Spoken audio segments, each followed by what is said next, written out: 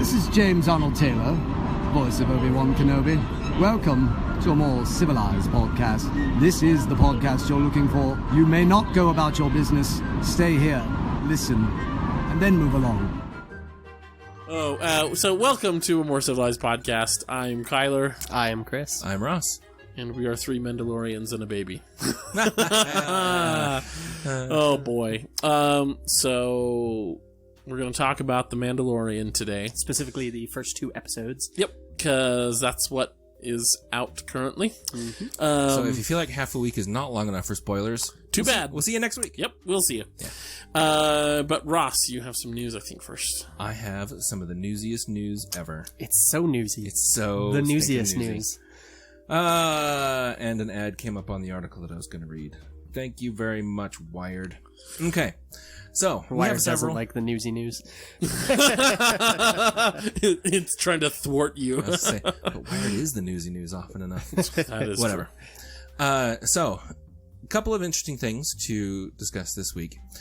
First off, we wanted to talk about the opinions of Dave Filoni, who, as we know, is helping run The Mandalorian and is also the showrunner for all the cartoons. Yep. Mm-hmm. Directed the first episode of that. Directed the first episode, and he produced the second episode I saw. And I think that's kind of how Favreau wants it. I think, because kind of hand in hand with Filoni, which I'm fine with. They're pals, and they have been for a while. So, well, and like on that cooking show that Favreau does. I still need to watch that. Dang it. He mentions how like he's being all candid, and he's like, yeah, and we're working together on this other show, which would have been about the time that they would have started on The Mandalorian. Right. So I'm thinking he's decently heavily involved. Yeah. Which probably also answers my what's Filoni doing next question. Anyway, Wired was in an interview with Filoni, and just kind of wanted to kind of get the feel of him and what he thinks of the stuff he's working on. And the interviewer asked him what his top 10 most iconic Star Wars moments were. They are, in no particular order. I think we'll read through them real quick. Sure. Yoda raises the X-Wing out of the swamp on Dagobah. Classic. Mm-hmm. The Battle of Hoth. So the whole... That's another good one. Yeah. That whole thing there. The escape from the Death Star, in particular the TIE Fighter fight. Oh, okay. In episode 4. Episode 4, Okay. yeah. Right. Then we have Darth Maul versus Obi-Wan and Qui-Gon Jinn. Mm-hmm. We have the Jedi Council, just in general, which I thought was an interesting... All right. Yeah, an interesting way to I don't know. That's a thing that sticks out to you? I mean, I guess. Sure. Yeah. Then we have Anakin and Palpatine at the opera on Coruscant. That's the Darth Plagueis the Wise speech. The story. And the Mon Calamari water opera, whatever.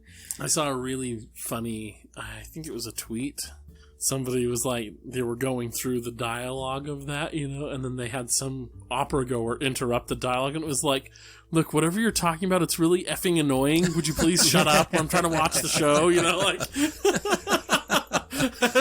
Palpatine had a private box, Yeah, you don't say shut up to the Chancellor. That would have been funny. Someone would have got low-key force choked.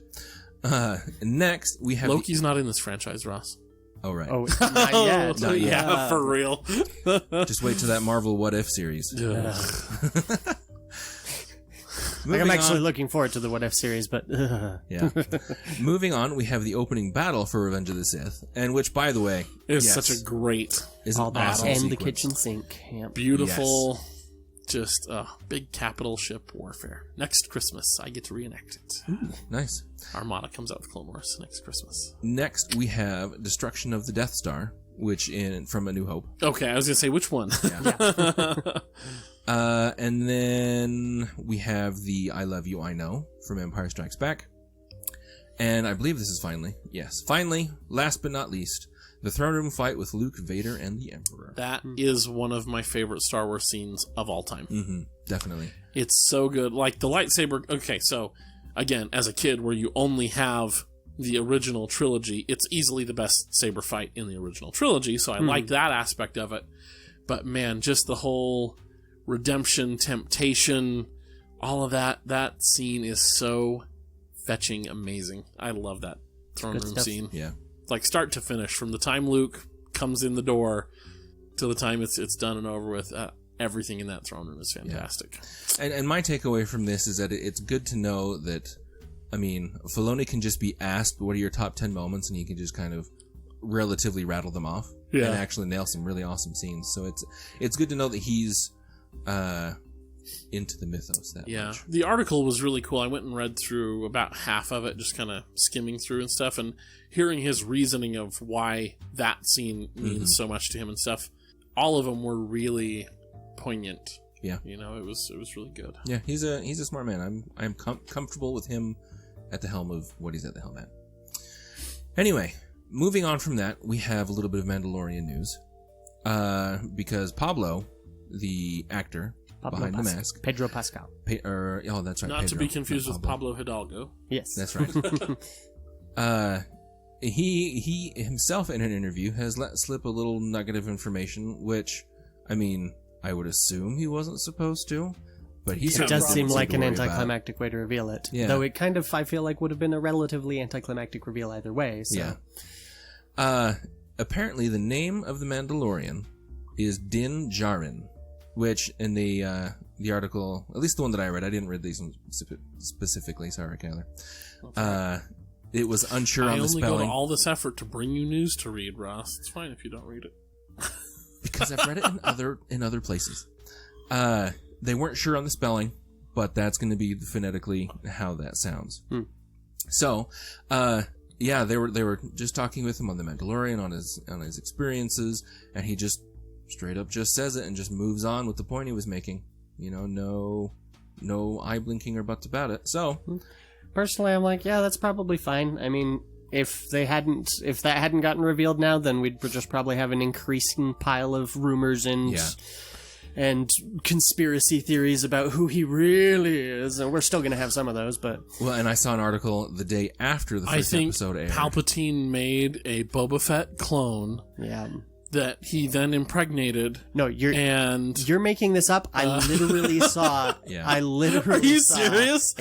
one that was... Yeah, he was created by Palpatine. That is an actual theory that I saw, and it was so goodness. stupid. See, and the one that I had read the day after the first episode aired was that it was some article that was like, 10 signs that the Mandalorian still could be Boba Fett or something like that. Stop it, people. It's Kelsey, I'm talking to you. Yeah, we'll get into that. Do you think the Mandalorian? No, it was a different one, but I see. So there you go. Add that one to your GWiz pilot. You are now more informed than those that don't listen to Star Wars news. Newsy. Stop it, Nate! I thought we were gonna let that go. Dang it! All right, continuing on with Disney Plus news. So Disney Plus newsy news. The Steven, I will never forgive you for this. I don't know if you guys did. Emily, like I find did. some way to punish Steven. I don't know if you guys did like I did, but as soon as Disney Plus went live, and I had a few minutes to look at it because that was early in the morning and I had to go to work, I popped in Return of the Jedi to see what versions of the films they would have uploaded. I was looking specifically for Darth Vader's no at the end of Return of the Jedi, which I will say I think they might have smoothed out a little bit. I remember the last one; it was really like in your face about it. Yeah. This time, the version I have at home doesn't have that. No, yes, mine too. With that, but. And I don't know if it's just because I was prepared for it this time and how bad it was in my mind or whatever it was, but it actually seemed to fit better. Yeah. Well, but that's what I'm saying is in this version that's on Disney Plus right now, it feels like it actually fits the scene better than what it was before. I still think it's better without. And I'm wondering also, they might have actually done a couple more recuts because I think they're going back and forth to Darth Vader kind of looking left and right between Luke and the Emperor more than I remember. And so I think they're trying to drive home a internal conflict in him. I think he does it twice in the old ones, if I remember. I hope they didn't, because no, it's already done. Don't meddle. Yeah, and you didn't really need it. You got it anyway. Yeah. But anyway. Nobody has ever been unhappy with how these movies or confused that Vader is in inner conflict. Yeah, except for maybe George. It's like nobody's watching Star Wars going, I mean, this is all really good, but they really should have just give me one more shot of Vader there. Just like, no, we like it. We like it how it is. You're good. But, so, there has been a little bit of drama surrounding this with the cuts that are up on Disney Plus, because A New Hope. They have been further revised than anything we've seen before. That's right. Apparently, shortly before George sold to Disney, they were working on the 3D release of it. And so George did one more cut, and that's what we have now here on Disney Plus. Greedo and Han. Which is so funny, because it's like, Disney, if you're going to recut this, why not give us the thing that literally every single fan wants, and and like just make it how it was, and let Han waste Greedo before he gets a shot off. Disney didn't recut it. George did before he sold. But that's like, if we're going to keep introducing new versions, why not just put the original Like, there is literally not a single fan at this point. I think Disney is just trolling us. It's a money thing, because now that they've had this new cut, why spend more time on it? Just put it up there. You have the old cut already. You already have the old cut. But now you have to pay someone to go through. And again, it's a money thing. Don't think for 1 second that if Disney said, here you go, here's a Han shot first edition of A New Hope, that I would buy that immediately. Yeah. Immediately, they would have money from me. And, like, from every other Star Wars fan. Like, there's literally no Star Wars fan out there who's going, you know what we really need is another recut where Han doesn't shoot first. Yeah, That's what will make me happy. Let's keep it how it was, with them both shooting at the same time instead of Greedo first. But now let's just have Greedo say McClunky for no reason first. Yeah. Yeah. Like, literally no fan wants that. Yeah. At all. None of them. And that's the thing that really gets me about that one, is like, I don't know what George was doing. Maybe he didn't finish what he was going to do with that scene, but I'm just like, what was the point of that? Like, it's one word. It's the only thing Greedo says that is not subtitled, so we have no idea what he's saying.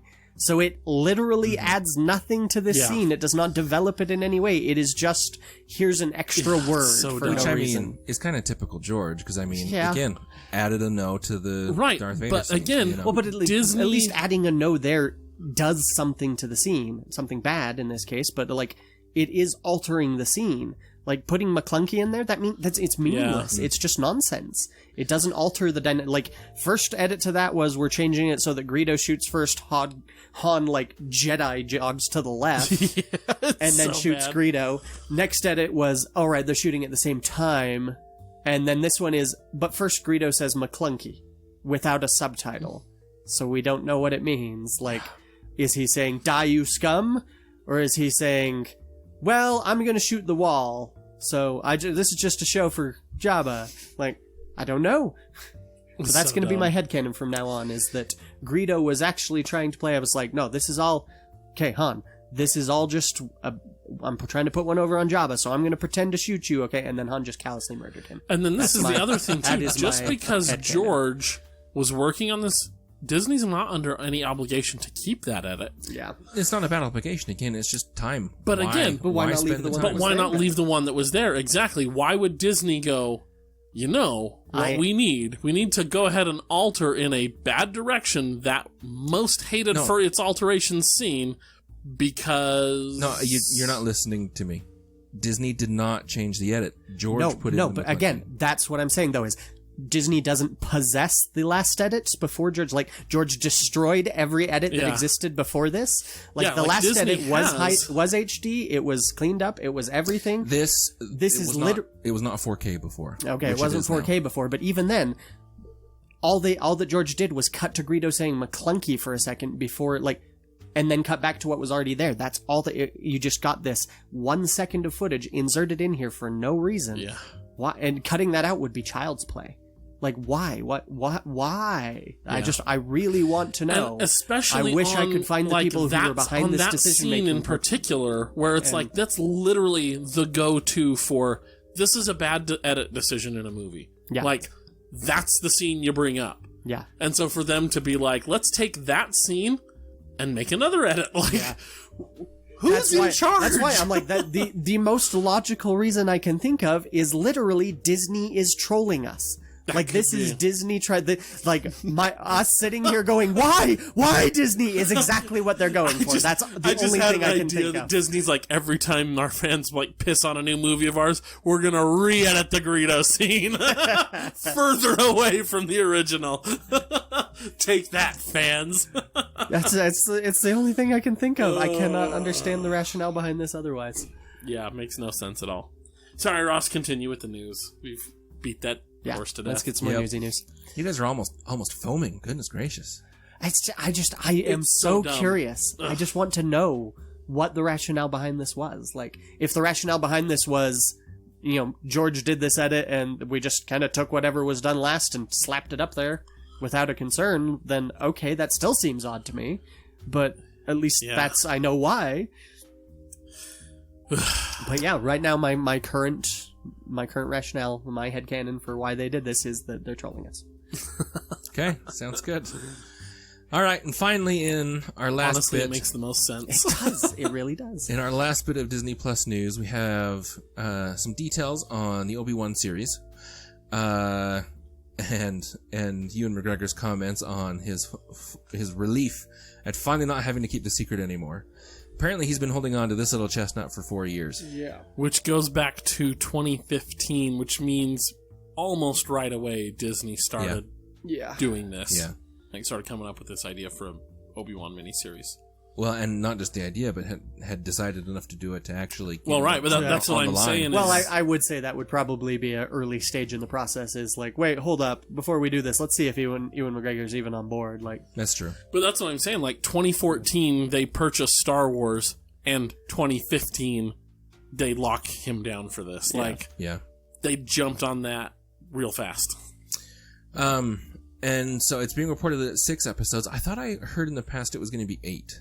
I always heard 6. Was it always 6? Yeah, I had heard 6. Okay. So 6 episodes, hour long. Ewan McGregor is so excited. Yeah. Good for him. That's right. And he said it's a big effing relief to finally be able to talk about this. Yeah. Which, I mean... I believe it. That is a long time to sit on that. Yeah.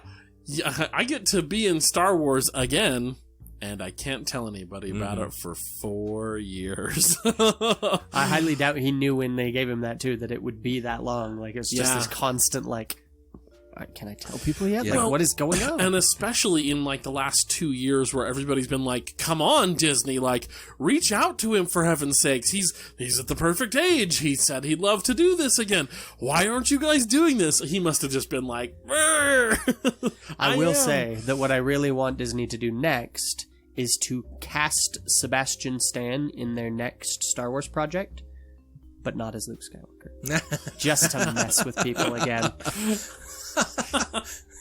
It's like, let's just go 100% on this trolling. Oh, boy. Yeah. Well, yeah. Cool. There we go. That's the newsy news. Newsy news. I hate you both so much. It's the newsy news. It's the newsy news. Steven?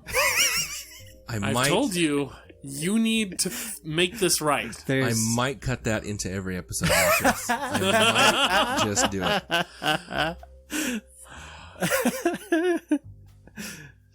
Very tempted. I'm so livid. All of you fans, gang up on Steven. Punish him for this. What about me? I mean, come on. Punishing you doesn't work, Chris. We've been over this. That's true. Steven, you have to make this right. Okay. I'm not really sure if there's anything Steven could do at this point to make it right, and I'm pretty sure he doesn't want to. No. He, in fact, told me he's so angry, so he wants to do something even worse. I'm like, no! Did you learn nothing from your first experience, Steven? It will only make it worse. Oh, boy. So, Mandalorian. We're going to talk about it. Yes. Forcing us to stay on task, sort of. So, what are our thoughts, boys? Just in general.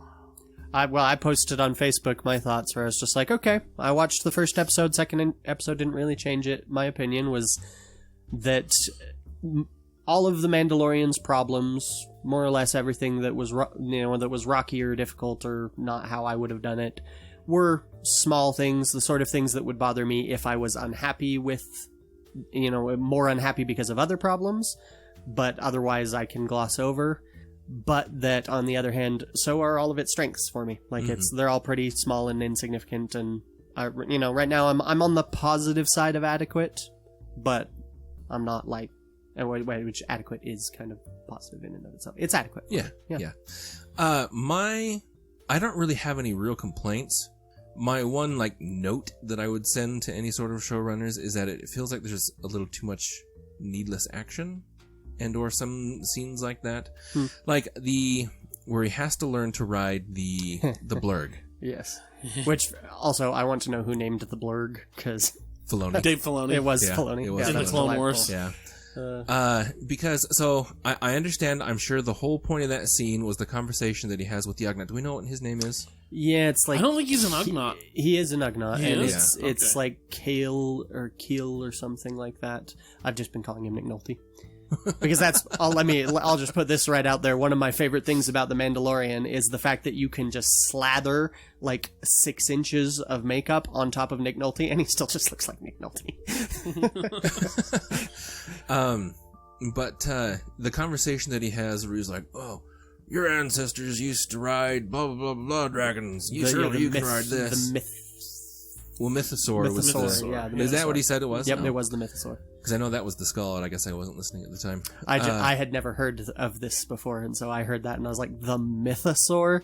Really, guys? Like, there's no way you came up with that for this. It's someone else came up with that. Yeah. And whoever they are, really? Anyway. Yeah. But I mean, I'm sure the whole point of that was that conversation where he's like, are you Mandalorian or not? And where he has to kind of get up and try. also the aesthetic. It's a very Western type scene. Yeah. But it just felt so like it kind of was weird on the pacing. Oh, yeah, Because I wanted to absolutely. get to where he was going. You a know? bit superfluous, yes. But it just felt unnecessary to me, you know. There's a lot of that. Ross is saying he wanted the Mandalorian to be even shorter. I mean, shorter is sometimes better. Yeah. No, okay, so my thoughts on it, I sent this to you guys, I think it's a text, the Vox article. Yes. Mm-hmm. Vox said something to the effect of, like, the Mandalorian is a masterpiece of atmosphere and little else. Yep. He sent that with an LOL, and I got yeah. all like, I sent him a suspicious fry meme where I was like, not sure if you're sending that because you agree or because you disagree. Yeah, and I agree with it. The first episode, so I had this thought, fortunately, so I can actually say this with some truth. Before The Mandalorian started, I'm like, Dave Filoni's directing this first episode. I wonder, is this going to be a standard Filoni opening to a series where not a whole lot happens? We try to set up the character and give you some exposition about the character, let you feel it out, but not really much happens with the story. And that's pretty much what we got in the pilot. Well, I laughed because my primary complaint about all the trailers has been, it's like, they're not giving me any story. Like, I've got nothing to go on what this is about. All I know is that there is a Mandalorian. That is the extent of the plot that they have given me. Mm-hmm. And then I watched the first episode and went, oh, well, it turns out that was actually some truth in advertising there, because that's what this series is. And then I watched the second one and went, how is there even less story in this episode? Holy cow. And that's what made me, I was like, well, this will be an interesting show on Friday, because Chris cares very deeply about the story, and I would like to see a good story too, but we have not really seen a story. I'm not complaining about the story as it is. I'm just surprised at how little there is. Mm-hmm. Yeah. But So, I mean, they've got several hooks set up. Looks like the Mandalorian's main goal is to complete his armor, at least at this point. find his sigil or whatever that. Yeah, reveal that sigil thing. Because I noticed that, especially when they're talking about the armor, they kept doing things to frame his actual Beskar pieces of armor, the helmet and the shoulder. Because, the first thing the one guy says to him is, oh, is that Beskar? So that's going to be an important thing to the series. And then, when he finally gets that pauldron made, the very next scene is him in the Razor's Crest. And they first cut to a shot of just the shoulder pad from behind looking out the front window. And then they swing around to the front where you can see the Mandalorian's helmet and that new shoulder pad over the console. Right? And they're blocking out the rest of his body. And so they keep trying to say this is the thing. That's also, there was the big grand swelling music at that point. And so, I think that's going to be a thing. And then you have this baby Yoda. That anyone that knows anything about Star Wars is, adorable. But now everyone's going, WTF is this and going on here, and so that's going to be the thing everyone's focusing on. Kelsey, stop. With He the does story. not need to be Yoda's child. Or Yaddles. Or Yaddles. Yaddles need to be related to them in any way. Yep. There are presumably at least 2 other Yoda's species out there, because Yoda, even if Yoda and Yaddle are brother and sister, that means there's at least 2 of them out there somewhere. Well, they could have passed away, but... Well, right, but there were at least 2 of them at some point. Yes. And this kid being 50 years old, this little baby, that's in the Clone Wars. Actually, before the Clone Wars. Yeah. It would have been like 10 years before the Clone Wars. This is 9 years after Battle of Yavin. Phantom Menace picks up 30 years before Battle of Yavin. So yeah, this is before Phantom Menace. This kid was born. So like, it doesn't have to be Yoda. Not everything in the galaxy has to be interconnected. It's fine. Yeah. And I hope he's not. Is what I'm trying to say. Yeah, and I feel like it would be weird. We for appreciate him to your be... love and fanship, Kelsey. But I think you're wrong.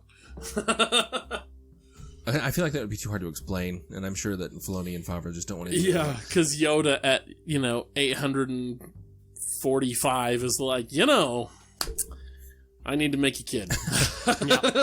Winks across the council chambers at Yaddle. Yeah, that's why Yaddle was gone after unlovingly though, because we don't have any. Well, but that's the thing is that this baby would already be born before we saw Yaddle in Phantom Menace. Yeah, that's true. So, well, never mind. When was she put on the council? Steven.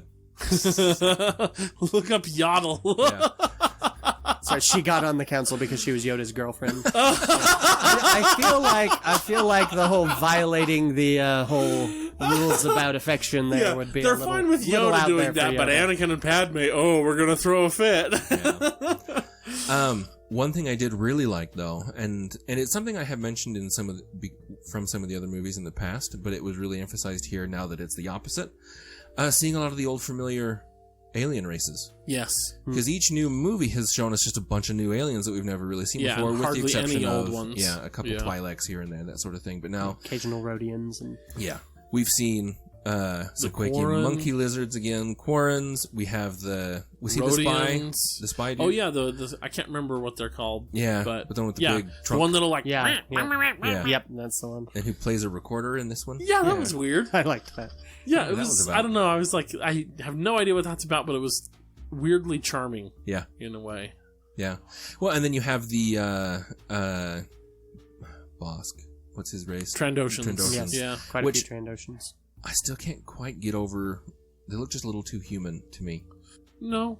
Well, because Bosk had a really big kind of protruding snout, and theirs is very flat. Well, you see in the Clone Wars that they have different like body types and facial structures as well. Like they're all kind of lizardy, but some do have like more muzzly, like snouty snouts, and some are like more humanoid. Like, so it just kind of depends. Yeah. But rewatching so due to various things, I've watched The Mandalorian twice a day, every day. Whoa. Like twice Thursday or so it's Tuesday. safe to say that Kyler did not dislike this show. Yes. Yeah, so I watched it Monday night when it dropped apparently early. Way early, along with apparently. Disney Plus. I was so irritated by that, by the way. Because I was up that night. I would have watched it. But I just assumed it was literally, it would have had to have dropped like half an hour after I paid my subscription in the first place. Yeah. Like, I was like, if I had just known, or if I had paid slightly later, I could have just watched it that night instead of, I was up until 3 a.m. writing that night. Oh. And then I got up at 7:30 so that I could watch this stupid show. And it wasn't even on. Like when you posted your thing about how like, hey, brace yourselves for spoilers tomorrow. That's why I was kind of short with you about it, is because I had 3 hours, I had like 4 hours of sleep. I was grouchy. Yeah. So I posted that and then I looked back on it like 24 hours later and I was like, yeah, that might have been my lack of sleep coming through there. Sorry about that. No, it's fine. I do partly take responsibility for that because my first thought was I ought to text Ross and Chris and tell them that this is up. And then I was like, oh, no, Ross goes to bed early good. like a grandma. They'll be asleep. I should have known. No worries. Chris does not go to sleep early. You would have been up. Especially on it was like 11:30. I have my writing group on Tuesdays, and so I'm often up late writing on Mondays because I'm not going to write any other day of the week. Why procrastinate, right? Why not? Why not procrastinate? Yeah. Never do today what you can put off till tomorrow. That's right. So anyway, so I should have texted you. I'm sorry. It's all good. But I forgot what I was saying now. Yeah, sorry. Let's see. You were talking about how it went up, and so I watched it once Monday night, and then immediately after that, I watched an episode of what was it, X-Men and Kim Possible with my wife because we're awesome. And then I watched it twice Tuesday, twice Wednesday because I work at Dragon's Keep, which you should all go patronize because they're awesome. Dragon's Keep in Spanish Fork, Utah, Provo, Utah, Orem, Utah, Lehi, Utah. You will find him in Spanish Fork. Yes, that's true. At least for one more day when this airs. Because I got a different job. I didn't know you were quitting there. Yeah, I won't be able to. I won't have time. Oh, That's a bummer. Yeah, I know. Maybe though. Anyway, so likes or dislikes? What do you want to go through first? I have one tidbit. I think I don't know if it would go in a like or a dislike, cool. but just Lay something it on us. that I noticed. That I'm like, that's interesting. So, his and I only know this from painting Star Wars Legion minis. He's got bits and pieces of Shore Trooper armor. Is that what it is? Really? Yeah. I was looking at those pieces and knew I'd seen them somewhere before. Yeah, his shoulder piece that has the blue, that's the one that gets replaced with the Beskar pauldron. That's a Shore Trooper armor, and his hands that are like on the back of his hand, that's Shore Trooper, like wrist, or not wrist, but like hand protection, whatever. But that's from Shore Troopers. Where are the red pieces from then? Because they look Mandalorian in shape. Yeah, I don't know. Yeah, because I noticed. So if you watch some of the special features for I think season 4 of Clone Wars, Dave Filoni talks about having to create Mandalorian culture. Yeah. Based only on Boba Fett. Yep. And they're like, it's not a lot to work off of because he doesn't say very much and he has this one look. So we're like, okay, so we can assume that he's dressed traditionally for Mandalorian warriors, so we kind of know what some soldiers might look like. They're like, but what can we use from Boba Fett to build Mandalorian culture? And Filoni said they noticed that there was this little sort of like hexagonal piece in the center of his chest. So he's got like 2 halves to the breastplate that meet in the middle, and like right over his sternum is this little kind of like oblong hexagon piece. And so they said, that's kind of interesting. Okay, so we'll incorporate that into the culture. So when you look at the Mandalore episodes in Clone Wars, you'll see like the stained glass windows and stuff have this oblong hexagon everywhere. A lot of the architecture incorporates it and stuff. And I'm like, okay, that was a kind of a cool like backwards build into the culture. That's why Boba Fett has this, is because this particular design is really ingrained in the culture. And I was going to say, they must have spread that through to all the armors, because they all have a shape of some sort in that spot. Like all the Mandalorians? All of them, yeah. Yeah. And that's what they're saying, is they took that off of Boba Fett and said, well, let's say that this particular thing is like really deeply ingrained into the culture, so it appears in their art, their architecture, their armor, all of those things. That's why Boba Fett has it. And so I was happy to see that continue, So looking at his armor, his breastplate does have that oblong hexagon in there. So it's like, okay, so that's like genuine Mandalorian It's clearly armor, a Mandalorian make, even if it's not Beskar. Yeah, exactly. I really liked the, I guess I can, so that was my tidbit. It was just like, hey, I noticed that was Shore Trooper armor. Yeah, that's cool. But the fact that he's a foundling, he's an orphan.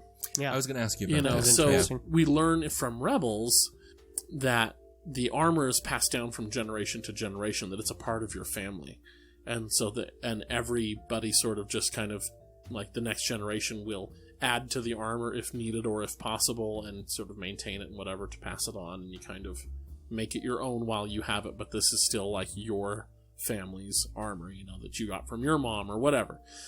So being an orphan, he's not going to have that handed down, legacy armor. So he's got to cobble it together. Hence, he's got some authentic Mandalorian pieces, some apparently made from Beskar. Looks like his helmet is. Yeah. And probably the other pauldron, it looks like, might be. But other pieces he had to just make do with what he had. His other pauldron is just red. Red. Okay. Yeah. Which I got thinking about as we've been talking about it. So his little diamond shape in the middle of his armor is the same or similar to the red armor that Obi-Wan wears in the Clone Wars. Interesting. When he's on Mandalore, right? When they give him that set of Mandalorian armor. The Death Watch armor. Yeah. Yeah. So, yeah. It might be similar to that, because they probably wouldn't give Obi-Wan a Beskar suit. Right. So, well, I don't know, maybe. I mean, because it was just like a temporary disguise. I think didn't they take it off of Death Guard people that they they killed? Might have. I think you're right. So it probably was Beskar. Yeah. But But I just thought that was interesting that it's like, okay, he's trying to live up to his Mandalorian legacy, but doesn't have a suit of armor, so you just make do with what you can find or take, maybe, you know? Yeah. Whether he looted it off a corpse that somebody else killed or he killed, you know, you don't know, but kind of interesting. Well, and I find it weird that, like, you have definitely Mandalorian-inspired armor that's not made in with the Mandalorian steel. Knowing that from Rebels, right? Well, so even like, where did even that the clones, come from? you know, the clones have clearly Mandalorian-inspired armor. True. Even though it's just your regular plastoid armor. Yeah. But, so, I don't know. And, yeah, I mean, there's nothing like stopping somebody from making armor in a Mandalorian-esque style, but clearly only a Mandalorian would know how to work Beskar and make it do its thing, you know, or whatever. Or at least that's the appearance we've been given from all available evidence. Yes. But the speaking of Death Watch, the blacksmith, the Mandalorian blacksmith that he goes to, she's got little horns on her helmet. Totally made me think of like the paint markings on Death Watch's helmets, because they painted like Maul's horns on their helmets, you know. And I'm like, dang, that I wonder if there's some sort of connection there, because it's very Maul reminiscent, even if it's not exactly like this. Because so Steven and I were talking about this. He came over to play Legion with Emily, and so we were talking about Mandalorian and talked about this, and her horns aren't exactly configured in the same pattern as Maul's, because Maul's is kind of like a crown around his whole head. Yeah. Hers is kind of like an arch over her head, but it still has that feel, right? It kind of feels Darth Maul-y a little bit, you know? Darth Maul-y, pseudo fake Viking-y. Yeah. So, and then her face plate, like the Just visor the part of it, visors. kind of a little bit like Sabine from Star Wars Rebels. So also cool. looks decidedly more like Roman centurion-ish. Or, like Spartan or something. Yeah, she had a lot more decoration on it than what we've seen before. Yeah. Anywhere. But. So really cool, I think, really cool variations on different Mandalorians. Oh, did you guys see or hear about the rumor that Boba Fett might have been in the background or something like that? People said it was Boba Fett. So apparently you can't really see it on your phones, but you can you can see it a little bit better on TVs. But I rewatched it because, again, I've seen it 5 times. A little hard to tell, but I've seen some of the stills that people have put up that have been brightened, you know. And there is a Mandalorian in the background. So, like, when he comes down the stairs and it's that dark hallway leading to the blacksmith, you know. Apparently, if you turn the brightness up, there's another Mandalorian just kind of leaning on the wall in there. Yeah, in I remember. Green armor. And he's got some yellow splotches on there and stuff. I'm like, okay, so the color scheme is Boba Fett's color scheme. But doesn't mean it's Boba. Yeah, but at the same time, I feel like Boba Fett's color scheme would be a thing they would avoid unless they were deliberately trying to imply this is But Boba. he's got a yellow vambrace, which Boba does not have. This is also post-Sarlacc. This is also post-Sarlacc, so who knows, maybe. But everybody, of course, then, this new theory proves that blah, blah, blah, blah. Blah, blah, so blah, blah, bull. Exactly. So I was like, okay. So until we get confirmation that it's Boba Fett, let's just hold those horses right and that's the thing too, is it's like once upon a time it would be like, oh hey, there's a little Easter egg, you can see someone that looks like Boba in the background. Yeah. But nowadays it's like, no, that is clearly foreshadowing for the 9. I have an outline here of the obvious 9-season arc that they're planning to eventually reveal that was Boba Fett, and this is them laying the groundwork, and it's like maybe, but also maybe not. Yeah. Yeah. But my crazy fan theory from Chapter 2 is that Earth is clearly a part of the Star Wars universe because there's a woolly rhino that he has to fight. So, clearly... A woolly rhino that lays woolly eggs? I don't know if that's this world. So clearly Ice Age Earth is a part of the Star Wars universe. Yeah. That's where we got Nick Nolte, actually. He's just been around ever since then. Yeah, exactly. Oh, man. Nick Nolte was really thrilled to play himself in this film. So, as a young man. Oh, boy. Other things that I liked. Well, let's go through dislikes first. Dislikes? I think. Okay. Sure, yeah. Did you have anything else that you didn't really care for? The music. Really? I like the music. So some parts of the music I'm like, okay, this really fits, and then other parts I'm like, this music feels super lackluster, and I don't think the music felt very Star Warsy. That's actually kind of why I like it. Every time that they started playing like the theme or anything, all of a sudden I was taken back to like Rocky 1. Yeah, no, it is sounds like Rocky. weirdly 70s-ish, yeah. I'm like, that is an interesting choice here. Like, I mean, that's when Star Wars started, but even so, going like super 70s, like TV show on this is a little weird. It's weird. Especially obvious in the closing credits. I like the closing credits theme. I think that's maybe some of the better music. Also, when I was rewatching, when they actually, after he's learned to like ride the blurg or whatever, and the two of them are taking off across like the mud fields or whatever. Yeah. That music there, I'm like, that's actually really good and feels Star Wars to me. But pretty much all the other music, I'm like, it feels space western, which this is clearly a space western, so in that sense it's appropriate. But it's lacking a certain Star Warsiness, and I don't know how to describe it better than that. Because I know what you mean. I don't mind it though. I don't mind. I don't mind it. That the music is not Star Warsy. Yeah, that's actually. I mean, anytime I've walked away from an episode, I start whistling Rocky. I music. do whistle that theme a lot. Yeah, I was doing that this morning. Were you finished with your point? Oh, I guess I'm just chiming in. I was going to bring up at some point that it's like, the music is odd. Yeah. Like, I don't dislike it.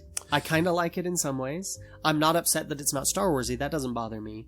But it is an interesting aesthetic choice. And I should say, it's not like I'm going, oh, I hate this music. It ruins it. But I was a little surprised because I'm like, this is a Star Wars TV show. So I expected the music to feel a little bit more like Star Wars, and when it didn't, I was like, "Oh, that's a little weird." Like it kind of threw me off for a minute. For me, it was more just of like, I love John Williams, obviously, but I was like, I feel like stepping away from John Williams as the sole source of all Star Wars sounds is probably a good choice. Well, and I agree with you on that. But like, I was thinking like Rogue One, I think the music in that feels good and Star Warsy. It's not as good as John Williams. That's because good chunks of it are John Williams music that they've just pulled over. Right.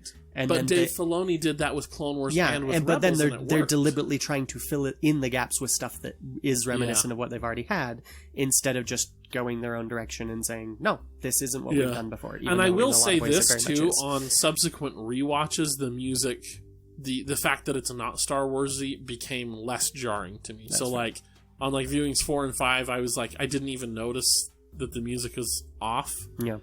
Until that where they're running across the mud on the blurgs, and I'm like, see now that right there, that feels like Star Wars. And I was like, the music, I need to bring that up. But I mean, it's not bad, but I think it could be better. It could be more Star Wars. Yeah. So I'm going to start with my major concern because I can't remember my minor concern all of a sudden. Okay. So, Baby Yoda. Don't even have any children. Oh, there's your minor concern right there. No, it's my major. No, that's a minor concern. Yeah, sure. Well, it's not a minor because he's 50. He's still a minor for minor for them. Yeah. For them. As soon as when they did the 50 and we saw that he was still a baby or more of a toddler at this point, really. I did the math. You guys want to hear some math facts on that? So I was like, okay, so he's 50. We know Yoda lived to 900. So that's 1/18 of a Yoda species lifespan. Right. We'll assume that we'll take Yoda as a standard example, even though that might not be. Yes. So that puts that little baby at about 4.5 years old for a human. So it's also possible their aging accelerates at some point. And that's the only explanation I can think of, is that for a 4.5-year-old human, he should be more. He should be larger. Should be or should just be more advanced. I guess, you know. Yeah.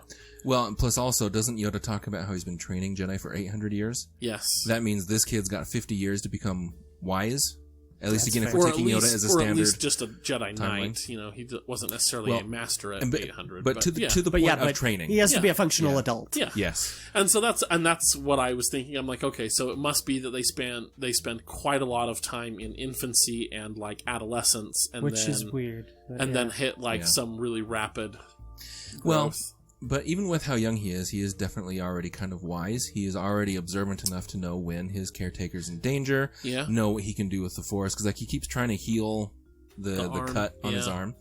So I mean, he obviously has the reasoning to know that he can do something about these situations. Okay, here's my thing. I think his armor probably is Beskar, his breastplate and stuff. Because how do you survive a beating like that from that woolly rhino and not be completely just dead? The sheer number of times he just got tossed in the air like a ragdoll. I was like, whew. And is alive. Granted, he's still. landing in the mud, so maybe it's kind of cushioning. Well, but even that's like getting hit by a freight train, man. Like, and then where it's like it pushes him into the ground, I'm like, dude, you should be squished. And especially because those armor pieces, it's not like a full shell. I mean, he's got cloth on the side. That shouldn't have withstood a rhino. So I think it's got to be Beskar, that breastplate. That's more of a comment on just the physics in general. Because there's no structure on the side, so that was just his rib cage holding up that rhino's foot. Anyway. But that's not my problem. No, it's the fact that we are actually doing a Yodeling. Yeah. In general. I have concerns about where that could go. Yes, that's been my thought as well. Yes. Because they could just not address any of the questions that we've always had, like what is Yoda's species name? Where does he actually come from? I want a name for his species. I wouldn't mind a name for his species, but even still, as soon as you start trying to explain him, I fear this is going to go... I agree. It's the sort of thing where once something has been left undefined for too long, you can't define it without it being disappointing. This little yodeling like might midichlorians in the Force? Yeah. No, see, that's the thing, is the Force didn't need definition at all. I'm talking more like people trying to give the Joker a backstory. It's almost never a good idea. Right. And because it's just better without that. We don't need it. And I kind of feel that way about Yoda and his species. It's just like, no, we don't need it. We'll see what they do. Like, it's not inherently a bad idea necessarily. But there are more ways that it can go wrong than it can go right. They don't even have to address any of this. It might just be the Mandalorian doesn't know anything about it. And they just but also a large chunk of that's going to revolve around why is this baby so important to multiple parties, apparently, since one party is putting out a bounty that specifies that they've sent the Mandalorian on and they want him preferably alive but dead is okay, versus Iggy's bounty that explicitly stated they wanted it dead. Yeah. So there's at least two parties interested in and before this listeners child. Bring up the Trandoshans who are also hunting the child, I noticed on one of my rewatches that they are in the background when Greef Karga tells him, look, this is a really special one, it's really expensive, why don't you go? So they might have overheard and just followed. Well, but they had a tracker. Or they just were on the same bounty as Iggy. Like, that's, they saw the posting, they went after it, and that's that. Oh, man. Can we talk about... Well, let's finish with... I did have a bit more on Baby Yoda. Okay. Mainly just that, it's like, it's going to be hard, and it can potentially veer into a lot of territories that I'm kind of iffy on, where I'm like, okay, so why is this baby important to them? Does it have to, like, the baby's already using the Force at a very young age, and I'm like, is this going to be one of those, like, oh yeah, all of Yoda's species are just masters of the Force, because it's... Yeah, and I don't like that territory. Because that was the canon explanation, the Legends canon explanation for him, wasn't it? For Yoda, I had read somewhere back in Legends canon that Yoda was of a species that just is naturally Force sensitive like that. Which I'm like, in theory, part of me is like, you know what? If the Force is a thing in this universe, it makes sense that some races would have evolved to be better adapted to the Force or something. Yeah, sure. Like, I'm not against that. It's mainly just like you were talking about how they worked from Boba Fett to work backwards into what was a culture that produced this guy, and that approach is okay, but it's also a hallmark of what can cause problems in expanding the universe of Star Wars. It's like, if every single character that we met in the original trilogy, and then now the prequels and the sequels, is like the pinnacle defining character of their race, and everything about their race is expressed through them, because we based the entire thing off of this, all of these random doodads that people put on this person, it gets very samey. It gets very exaggerated and unrealistic, where it's like, it's like, no, Yoda's not just a wise dude who lived and grew and learned and stuff. It's like, no, every member of his race is a wise dude that lived and learned and grew. They're just naturally like this. They're just naturally superior to the rest of us. And I was going to bring this up, too, that of the 3 members of this species that we have seen, 2 of them were on the Jedi Council. One of them was the Jedi Grand Master, and we've got a baby who's apparently quite strong in the Force. Yeah. As an infant. Yes. Like... And that raises some potential red flags for me that I'm not crazy about. So we'll see where they're going with this Baby Yoda. All of that being said, I don't think it could be any cuter. Oh, no, Oh yeah, my that's gosh, absolutely true. so adorable. Okay, cute story. So my wife and I, of course, I woke up this morning and I was like, "Wife, turn the TV on. We need a Mandalorian Chapter 2. Let's do this." And she's like, "Oh right, yeah, that's today." And I'm like, "Okay." So we get it in. We get watching it, and we get to the part where the Trandoshans jump him. And there's a lot of cuts to Baby Yoda. Yeah. Well, right then, my 2-year-old comes in, and she loves Yoda. She doesn't know anything about Star Wars. We haven't shown her Star Wars. We're not going to show her, at least not intentionally, we're not going to show her Star Wars till she's a little older, because I want to try to see the reveal done properly.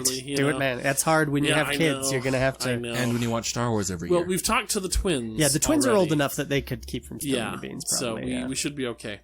You just have to But be she careful came around other in, kids. and right when she came, because the TV's on and loud, so she comes in to the bedroom, and she looks at the TV, and right as she looks at it, they cut to Baby Yoda, and it stays there for a little bit, and she points at the TV, looks at us, and she says, "Yoda? Baby?" I was like, "Yeah, it's a Baby Yoda." And she just turned and looked at the TV and just stood there watching. Every time it would come back to Baby Yoda, she'd raise her hand and point, "Yoda, Yoda, baby." It was so cute. So adorable. Oozing with adorableness. Oh my Yes. goodness. So, another thought I've had with Baby Yoda as well is with the odd release schedule that we have surrounding The Rise of Skywalker. So, The Mandalorian, the week that The Rise of Skywalker releases, is going to release on a Wednesday as opposed to the Friday that it normally releases. Have they said any You mean reason? a Thursday? Or is it releasing on a Thursday? Yeah. So, what about the movie? I thought it was. Yeah, the release date is, I don't know why Disney does this, because the release date is technically Friday the 20th. Yes, but then they will have showings on the evening of the 19th. Yeah, and so we'll be going to those, so be sure to follow our rules and enter your like all the things in our official We've got posts. a couple more weeks left on that at this point. Those posts are, by the way, they're pinned. Week and a So the half. Facebook group, it is pinned as an announcement to the top of the Facebook group, and it's pinned to our Twitter, so you can go there and follow those. So one person currently has about 25% of the entries. So, just saying. So yeah, it'll air on Thursday, and then we'll get the last 2 episodes, I think. Okay, no, here it's saying it's a Wednesday, December 18th. Oh, that's weird. So yeah, they're releasing that episode of The Mandalorian the day before. They're shifting the airing schedule for Mandalorian come December. Gotcha. Yeah, I forgot about I that. was confused. Sorry. So was I. I thought we were talking about Rise of Skywalker. Oh, I'm sorry. Yeah, no, we're talking about The Mandalorian is releasing on a Wednesday. Rise of Skywalker, the early showings start Thursday, actual release is Friday. So, my question is, why? Because, normally when you schedule something, especially something that's ratings-based like TV, if you had something in a similar genre, you might move it out of the way so that you can have room for people to see both, right? Mm-hmm. So in this case, everyone's going to be going to see Rise of Skywalker Friday. Well, let's put our other Star Wars thing earlier in the week. Yeah. But we're streaming. And so ratings don't really matter, not at least day of, because people can watch that whenever they want, right? And so, in other words, your payment is not dependent on the ratings that your TV show gets. Yeah. So why are they moving it? I don't think it's anything more complicated than what you already said, even though I get what you're saying about the payment and stuff, and that's all true. Mm-hmm. But I think Disney is just saying, look, people only have 24 hours in a day and only so much energy to get excited about things. We'd rather have you be all excited and focused on The Mandalorian on Wednesday, so that Thursday and Friday and Saturday, that'll hopefully just build your anticipation. Yeah, you can be excited for I think Rise of Skywalker. what I think people online have been getting at is the idea that, it's clearly they're building towards a big reveal for Rise of Skywalker, so that we'll all be ready for Rise of Skywalker on Friday. And I think it's possible, but I also think it's unlikely. Well, so that's been my theory. And I feel like yours is more likely, of course, but the thing is that Marvel was doing it with its TV series and its movies. It was, but also Marvel was explicitly saying, Agents of S.H.I.E.L.D., for example, this is building up to Civil War. Marvel also eventually gave up on that because it was hella complicated to do. Right, exactly. And they just wholesale abandoned the very notion that all their TV universe and their cinematic universe were connected because it was just too much. So, Yeah. But that changes when you're on streaming and you can really control the release date. no, You but it don't didn't. have That's to- the thing.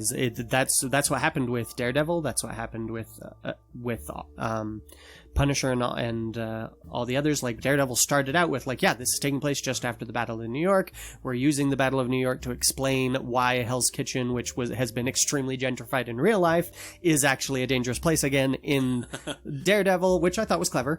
But Yeah. it's like we're referring to the event and all that, and then and they intended when they started for that to continue on, for the cinematic universe to influence the TV universe and vice versa, and then they just abandoned it over time because it was just they couldn't do it. Even with streaming, it was just too much to try and manage to try and coordinate between, especially because these are entirely different groups that are making these two different properties, and it was way too much. And I think it probable that Lucasfilm would have gone into this having already looked at that and gone, yeah, nope, let's not go there. Yeah. Now, that said, this is a different scenario. This isn't we're trying to coordinate simultaneous schedule things like they were doing with Agents of S.H.I.E.L.D., where Agents of S.H.I.E.L.D. constantly had to delay its plots points so that they could come out at the right time and this, that, and the other. This is, hey, we could release information that informs how you understand the conflict that will come 25 years later that is the setting of the sequel trilogy. Like, yeah, I could see them doing something, but I doubt they'll make it into too big of a deal. Like, They have done this a little bit with Resistance, where the first season builds up to episode 7. yeah. But episode 7 came out 4 years ago. Yeah. So they're just tying into an already existing thing. The thing that they're doing doesn't have to wait for anything like that. Now, season 2 may yet have some of these complications where it's supposed to be between episodes 8 and 9. And it's finishing before 9, isn't it? It's airing finishes before 9 I comes don't think out? so. Mandalorians finishes... No. Oh, no. No, I don't think so. I think it's a full season. We can check, but if so, then they'll just do a straight build up to 9. But Yeah. Now, I will say one thing I did like about the Baby Yoda reveal was that I had heard that there was going to be a character revealed near the end of the first episode that was going to tie into the rest of the Star Wars universe and be significant, blah, blah, blah, blah, blah. And I was worried about that. I was, because I was going into that and it's like, there's a lot of people that were like, oh, clearly it's going to be Thrawn. And I was just like, that's bull and stupid. Like, no offense, but offense intended. That's stupid. Like, you can't see. Here's the thing: if introducing Thrawn into this show, the problem with that is that Thrawn is an A-team level threat. Like, yeah, we had him in Rebels, and that's fine because we didn't have the A-team yet. But if we know that Han and Luke and Leia are all running around, that they are in positions of prominence and importance in this new republic that they are helping build, Thrawn showing up would be a problem that would inevitably attract their attention. And you either can't bring them into this show, or if you do, you are completely altering what this show purports to be. Yep. And they can't do that. If this is a show about the Mandalorian, it is about the Mandalorian. You can't take that away. And the second you introduce Thrawn, that's what you logically have to do. Yeah. And if you don't, like, at best, you might be able to pull off a scenario where it's kind of the Avengers problem, where it's like, why didn't Tony just call the Avengers in to deal with the Mandalorian in Iron Man 3? And it's like, well, because this was Iron Man 3, not the Avengers 2. That's, it's a problem of all of comics. Oh, well. Yeah. But it's like that, yeah. If you bring in Thrawn, it has to be as its own thing. Like, you can't bring in Thrawn as just a new element of the Mandalorian. But your comment about how this person being significant to the rest of the Star Wars universe still makes me think that maybe, because that little Baby Yoda would still be around during the sequel trilogy, Sure, where it'd be tough for everyone else to be. But I mean, theoretically, if it Ross, survives, I think you might be right. Looks like the second episode or the second season of Resistance only has 13 episodes, and only the last 2 come out after episode 9, and the second to last episode comes out that weekend, like that Sunday. Because I'd heard that somewhere, but again, that could have just been the internet talking. But when I saw that, it was when I saw when he's got the beacon there and he's looking and he turns towards, and I saw the little white casket and I was like, oh, it's a Baby Yoda, and because that's the only thing that would fit in there, and also be significant enough to fulfill what they had said was going to happen. That's how I story. But Dang it, Chris. yeah, hey, that's actually they kept me from realizing what it was until like 5 seconds before it happened. That's the best you can do. Like, that's great. But so when I saw that, I was like, that, for all my reservations about bringing in Yoda's species and all the sorts of awkward things that could happen there, that's actually a better scenario than almost anything else I had thought of for that. I'm like, it's not a specific named character that we already know, that already has history. We're not trying to jam Mara Jade or Talon Card into so here. Grateful for that. We're not trying to bring back, we're not trying to do someone that's already canon that we know, or bring back someone from the old canon. It's just its own thing, and I'm on board with that. Like, I'm scared of what they might do, but not so scared that I'm not on board right now. Like, I'm like, okay, I'll trust you for now. Hopefully this will go well. It is a relief that it's not Thrawn or Mara Jade or any of that other crap. And so, I do like that about this. Yep. I liked seeing the Jawas in Chapter 2 I enjoyed that as well, and I did have a moment where I was just like, man, Jawas are awful. they are. They Like, really are. no wonder nobody shed a tear over that destroyed Jawa caravan in episode 4. There were a couple points where Jawas were awful in this episode. Yeah. I mean, just the termite level tearing apart of his ship. Yeah. Yeah. And that eating that egg at the end was just like, oh, man. Yeah. Oh, thanks, Jawas. I'm just saying, you had Nick Nolte sitting there like, whoa, calm down, like, we'll work with this. And I'm just like, no, I'm kind of on board with the just slaughter them until they agree to give me my stuff. And if they don't agree, then slaughter them until there's none of them to stop me taking my stuff back. Yeah. And congratulations, Nick Nolte, you just came into your own crawler. Like, It was, yeah, for real. Yeah. It was cool to see the inside of a crawler a little bit that was more. fun, yeah. You know, that I was really fun. enjoyed You the know shot what? of him sitting there. Yes, at and the he's like command console hunched, around yeah. I like the consistency between other sandcrawlers we've seen in the past, both the one in episode 2 and also the one in the old games. In Jedi Academy, you get to go inside the opening of one of the sandcrawlers, and it looks just like that. Yeah. That's So, cool. That's that is really nice. cool. Boy, disintegrations. That was fun. I enjoyed that. When he wastes cool. that first guy, both my wife and I our jaws dropped, and we're like, holy crap, did he just disintegrate that guy? Oh my gosh. And then when he pulls out his rifles on the Jawas, I'm like, are you serious? We're gonna watch him waste all these Jawas? Oh man. Yep. Oh, it was so cool. And of course, my first thought was, okay, how are they going to put this in Legion? That's got to be like your one-time only card weapon, because that would be bonkers crazy to use every turn. I did like a little bit of the slapstick that you were getting with this. I mean, so it's funny. I think there are some really great moments where the Mandalorian is suitably bad, like he should be. Yes. Right? Yep. But then you also get him like hunched over in that cockpit. He gets to the top of the sandcrawler and just gets zapped by like 4 of them. And falls off the side, that was great. Or getting just getting Falls the off the stuff side and thrown at him. impressively does not break his Does not back. die. Yeah. He is durable. But He has like, action hero levels of durable. Yeah. But like, or just even having the stuff chucked at him, like it's bouncing off his all the head jump and they're stuff. throwing out. Yeah. And to me, like, so you talk about like the suitable humor. To me, comparing this with like the opening of Episode 8, which, as we know, I think is not We're going to Star discuss Wars that humor. next episode. It'll be fun. Ugh.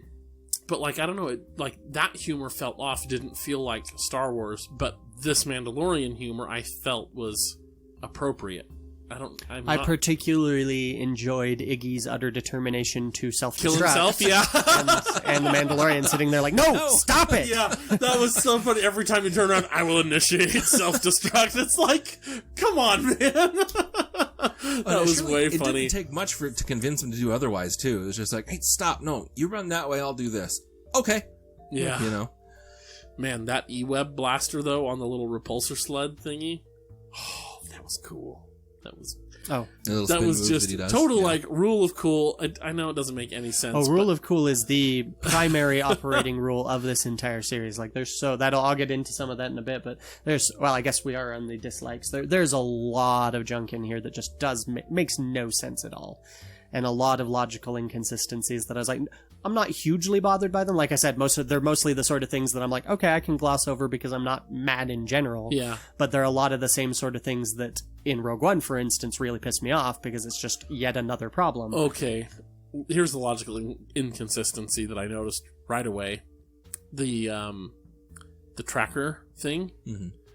How does that operate? How does that work? Yeah, that was my thought, So too. do they have, like, your DNA or something somewhere, and it gets put into this little tracker device that can apparently locate you from across the galaxy? And if so, does this technology originate after Order 66? Because I'm pretty sure the Jedi would have had, like, a medical file for all the Jedi. Well, I don't think the range was that far. I feel like that he had to be, like, But on the apparently- planet. Yeah, sort of they had to thing, give him his but- last known location. Okay, that's true. Yeah. But even so, Yeah. like if you can get in a room and detect like down to the specific If detail, you can get on a planet and detect where on the planet it is, because apparently that works, like... Okay, so hand out, 10,000 of these to bounty hunters and be like, everybody go to a different planet, let's find all the Jedi, Yeah, for real. well, and that's when the client was sitting here just like, we've got his age and his last known location, and that was it, and I was just like, okay, and then the tracker, I see how the tracker works later in the episode, and I was like, why was he dismayed by this? Like, why would you need anything else but that? Yeah. Yeah, Yeah, those for are real. those are some definite hand wavium right there. Where it's Yeah. just like, this is a device for. That's the other thing for me is I'm like, is this even necessary to the plot? Like, unless they're going to use it later, where one of those is like really plot important. I don't.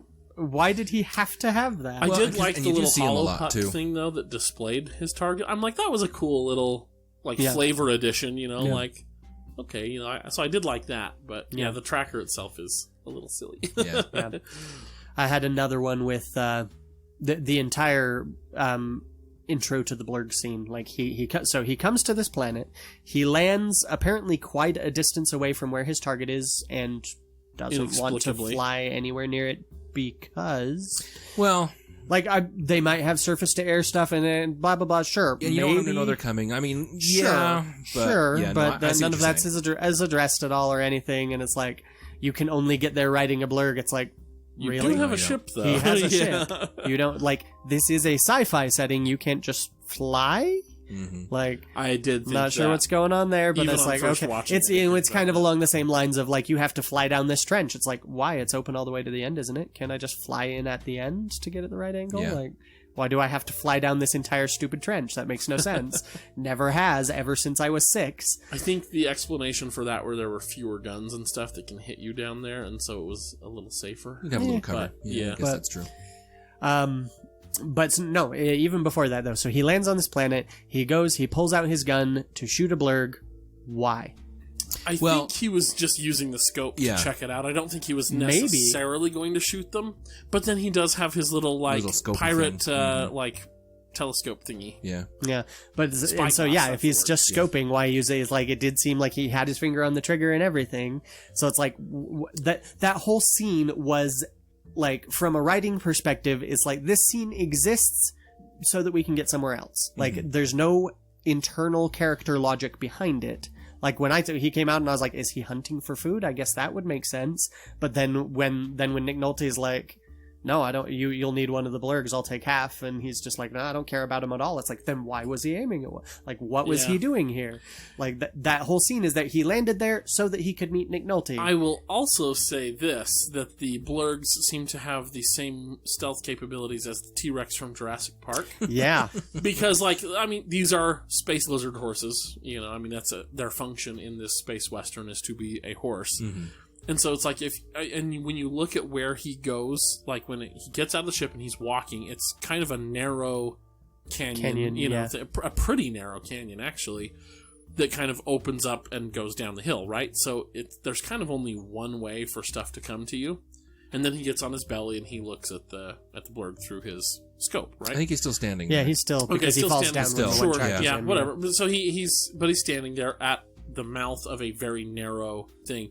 A horse, even when it's walking, let alone galloping like the Blurg is that's charging him, isn't exactly quiet. It's Yeah. like, so how did you not hear this Blurg like thumping its way towards you Maybe on it its was stubby sleeping legs? just on the other side of the ridge, right next to him, and then woke up. Yeah, Well, see, and that's but the thing maybe. is, my thought maybe there was another pair of Blurg that was Yeah. closer that he didn't see. And then there's a lot of moments in the action. Like I joked about the cutting the dude in half with the door scene back when we first saw the trailer, yeah, where I was by just the way. like, lot of extra busy work there. It's like, I'm going to shoot this guy and try him, pull him back, and then when he shoots me, I'm going to shoot the door and not him. Cool. It's really cool. Yeah, and that's fine. I don't really have a problem. Like I said, it's not a big enough problem that it would bother me otherwise. Like, I don't mind. I can gloss over this. But it is there. This happens a lot with the action where it's like, you've already, like, the obvious easy thing to do here is just shoot the dude. Not lasso him, try and pull him back. Oh, wait, never mind. I'll shoot the door to cut him in half instead of just shooting him. Whatever.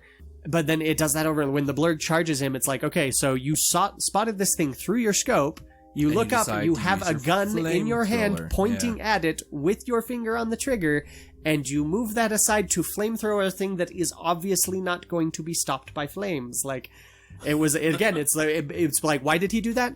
Oh, so that he could be in trouble for Nick Nolte to save him. Like, that's literally the only reason that happens. Yeah. And that is always bad writing. If the only reason things are happening in your story is so that more story can happen, if it's not a character doing something logically or trying to achieve a goal or this, that, or the other, then that's not good writing. That is empty, meaningless writing. And all of these are little enough ones that I can just go, I watched the episode and I was like, there's a lot of those, but all right, cool. Yeah. So going down to join Iggy at all at the end, it's like, oh no, this dude's charging in there and everything. I've got a beacon that tells me where the target is. I know he's not near it. Why don't I just wait here for that dude to waste as many of them as possible? And before self-destructing. Before eventually self-destructing, yeah. And, it's not a big deal. I'm sure someone could come up with a tactically valid reason to do that, but it still just stands out to me as just like, no, he ran down there so that we could have an action scene. That's why. Yeah. Well, and my thought was the only reason to go down there is just in case he does get through, in case he doesn't die, which, I mean, obviously he was never going to, but still. Yeah. You want to get to the bounty first, and so he was worried that he would get to it first. But in that case, why not sneak around the side and try and get in while he's distracting everyone? Yeah, or, I know. There's a lot of options. There are lots of options. But, and again, the reason why is we wanted an action scene. Yeah. And it wasn't a bad action scene, but... This was another little thing that I thought about. I think it was on my second viewing of the first episode. So he shoots the door, cuts the guy in half, which is awesome. Yep. That appears to be the only door to that bar. And then we see him walking out after, with the guy, but we don't see them going through the door. So it's like, so presumably you then pried the door open with your bounty in tow. Yep. Or, this happens frequently and they've got like some repair stuff there. They could fix the door right away. But you shot the only door to the place. Yeah. Yeah. And then they get ate by a giant walrus. And which, by the way... I was also a little disappointed that the walrus did not apparently do any damage to his ship. Yeah, because he goes and lands just fine. Yeah, because it looks like it was bending and tweaking the landing gear while he's munching on it. I would have liked if that's the next cool scene when we see him land, it's like sparking as he lands or something. Or doesn't hold up the ship and it's tilting to that side or something like that. Yeah, but it didn't, so I agree. It was a little bit of a bummer. I must say, you guys were right.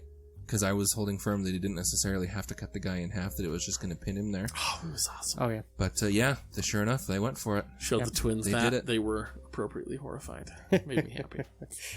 That was another of those scenes. So he gets that dude, his first bounty that we see there, gets him in his ship, takes him up to the cockpit, sits down, and just waits for him to wander down to the carbonite freezer. Yeah. Instead, it's like...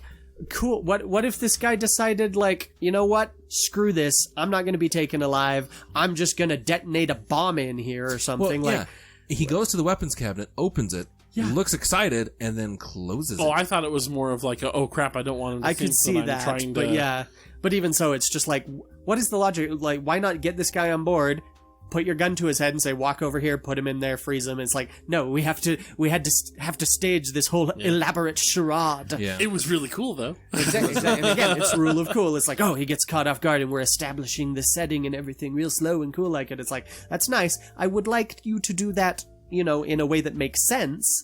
Yeah, but, you know what? Whatevs. Yeah, the reason was so the guy could explore the ship and you could see it all. Yes, it was. That was the whole reason. I also really like that they are not making him impervious to everything, that he is a good bounty hunter. He's got this reputation, but he's the best bounty hunter in the in this quarter mile. On that street in your bedroom. He's the best bounty hunter. Yeah, but it's like, okay, so he is clearly capable. I mean, Grief Karga apparently is surprised that he got all 3 bounties or whatever so quickly. So he's clearly moderately proficient at his job, and seems a cut above the rest.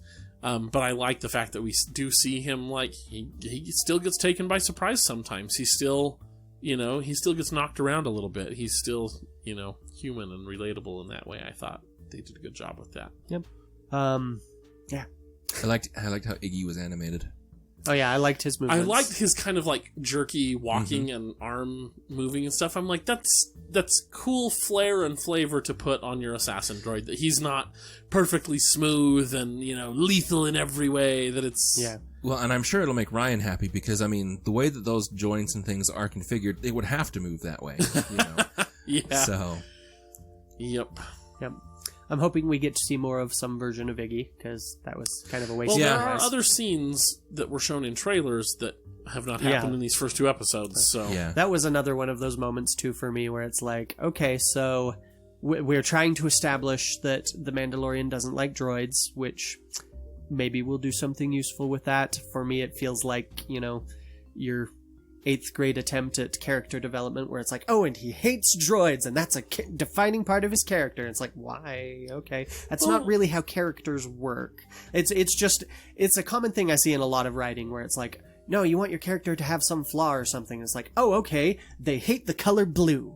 It's like, oh, it pisses them off every time they see it. And it's like, no, that's not how people work. Like, I want an actual that's not person. How you work? I get livid when I see yellow. Yeah, exactly. We're all bulls here that just get set off by. It's so happy. Yeah, but that's the thing is, going it's to like, Walmart's a real problem. Often, more amateur writers in developing a character will go for a much less subtle, immediate, glaring, like, oh, he's bigoted against this, or oh, they don't like this, or oh, they have a phobia about this. And it's not bad per se. It's just less good. Like, it's often. And it's like, I'm not saying there was nothing particularly offensive about him disliking droids. It was just kind of one of those in your face, like, he doesn't like droids, everyone. We want to make sure you know that. And it's like, okay. Well, I mean, nice. It makes a little bit of sense. I mean, where you're an orphan on a planet getting ravaged by the Clone Wars. I'm not saying it doesn't make sense. It's just it's a level of subtlety that I would hope for that they're not getting at.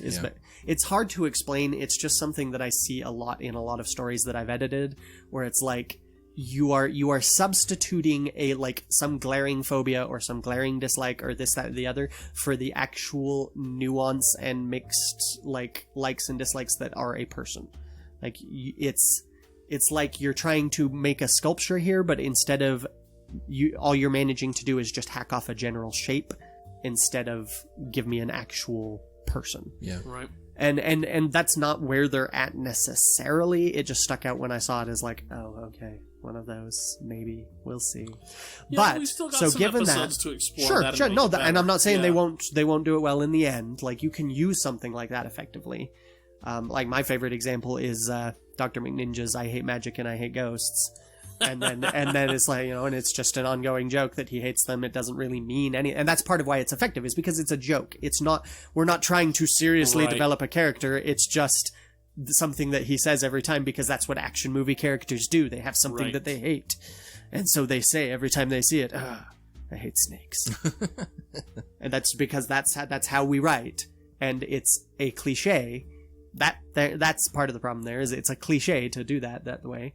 But then, Dr. Ninja eventually develops that into this gut punchy, like, oh, that's the saddest thing ever. Oh my gosh. And it was great. But, so in this case though, I got to the end and it's like, we're trying to emphasize that, like, he doesn't like droids. He doesn't even know anything about them. Like, it's Iggy's running diagnostics and is like, yeah, I missed my main circuitry. And it's like, and that's good. It's like, cool. But apparently he still knows exactly where to shoot a droid to kill it in one shot. Yes. That's handy. Good thing Iggy's central processing unit was in his head. Like, handy, just one of those where I was like, okay, sure. I mean, no big. It's not a big deal. It's just one of those little things that I'm just kind of like, huh, okay. That's the kind of show we're making here. That's cool. I feel like that was IG-10 and not IG-11. Yeah, it could be. He never did say his name was 11. True, he just said IG unit. Yeah. Well, and because I was thinking, well, okay, it's obviously it is being voiced by Taika, and it wasn't, IG Korg, which kind of made me sad, but kind Made of me did. so happy. I would have been. I It forgot would have was been Taika Marvel Waititi, humor in actually. Star Wars, which would have felt out of place for me.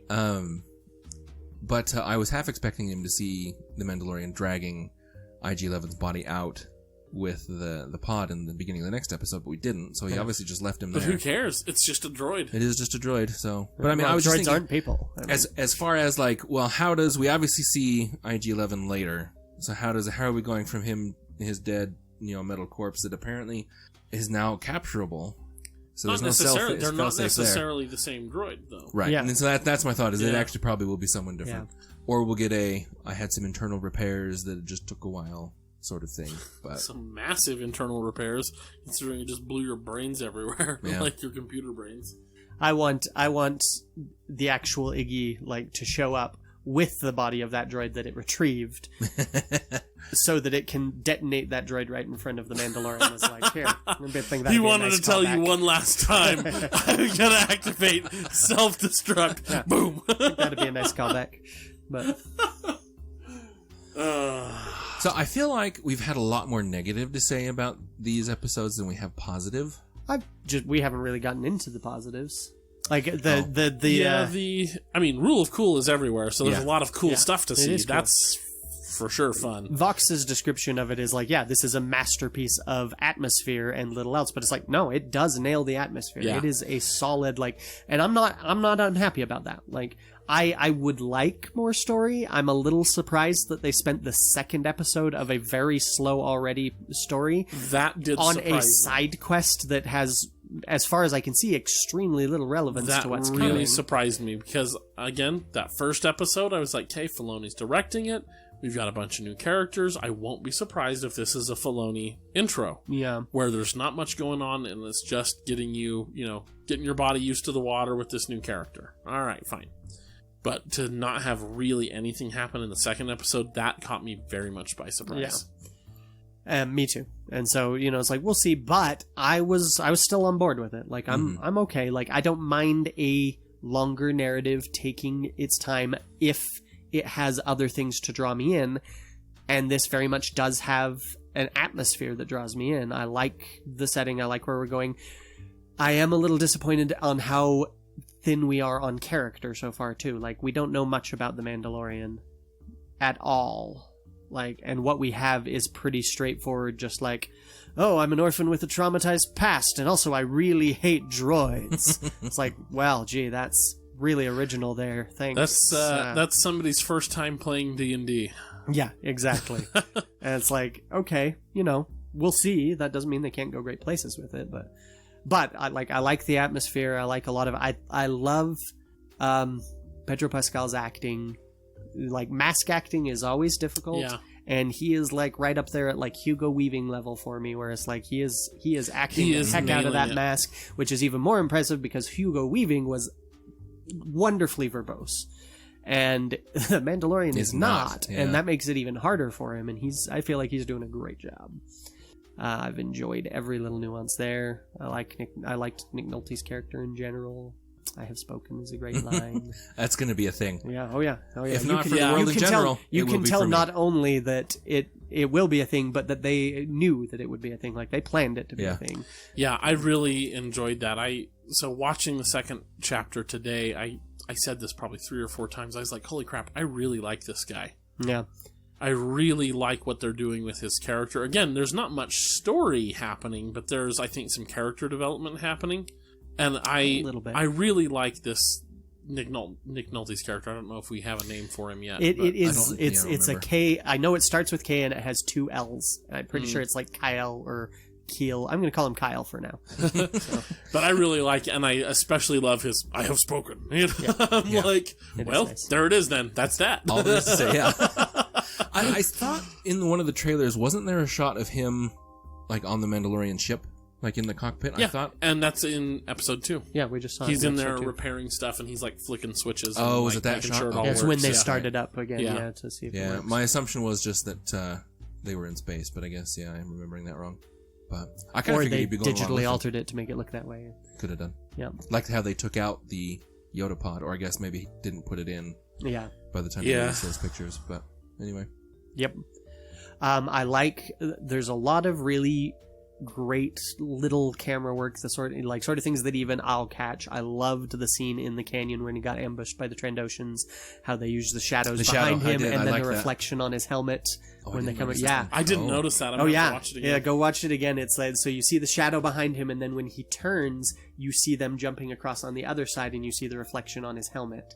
And I was like, oh, that was clever. That was really nice. I'm not sure why the Transdoshans are just running circles around him for it's like, ooh, we gotta get warmed up, guys. Gotta get warmed up before we attack. All right, let's do this thing. Well, they are. We all warmed up? Yeah, let's go. They are cold-blooded, so, Yes.